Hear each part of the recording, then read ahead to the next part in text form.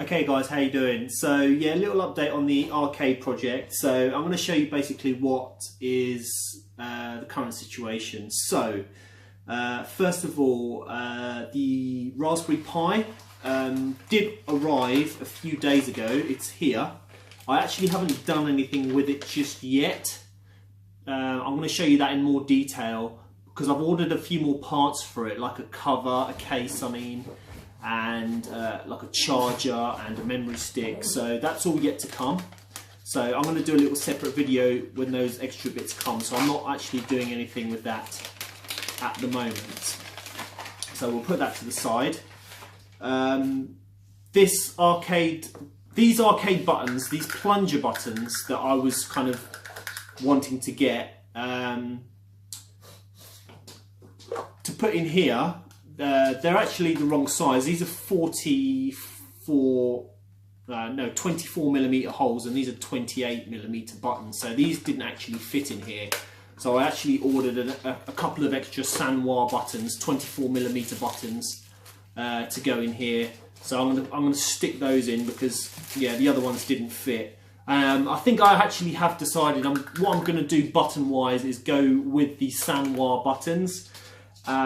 Because I'm going to get a bar top arcade, it's going to be a 2-player setup. So I'm actually going to, what I'm going to do is I'm going to do Sanwa on one side and I'm going to do Seimitsu on the other.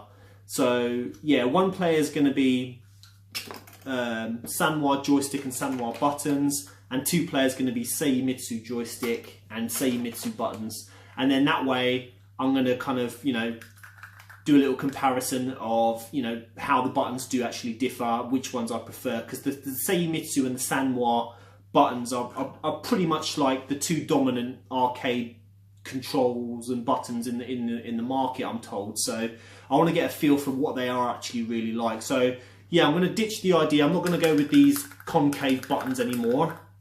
If I decide to do it in the future, I can just swap them out anyway. It's not a real big problem, but for now I'm going to go with your guys recommendations, which are the Sanwa buttons and Seimitsu. So I'm going to have kind of the best of both worlds, really. The Ipac is here. The Ipac is essentially the keyboard encoder for the joystick and controls. All these going to plug in and be able to go into it's going to plug from here into the Retro Pi or to the laptop for now for testing. So I'm going to get all these wired up and plugged in for practice, and I'm going to be able to finally play some games. This is the wiring. It looks quite daunting, that came with the Ipac. So I've got to wire all these up. Let's take these off a second. I've got to put all the wiring into here, and the only bit I've got to really do, I suppose, is all these ends are crimped and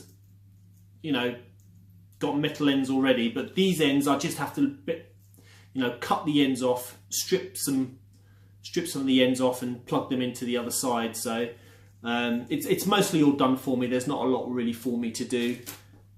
So that's it. I'm just going to wire up this control panel here. Just a really quick update. So I've actually got a functioning controller to start playing and practicing games with. So yeah, that's the next step. Like I say, I'll do an update on the Retro Pi stuff when I get more of the bits through, maybe in a few days. But yeah, that's the update so far. So yeah, I'm just getting to grips with setting up the arcade controls and doing the wiring on the Ipac now. So yeah, stay tuned.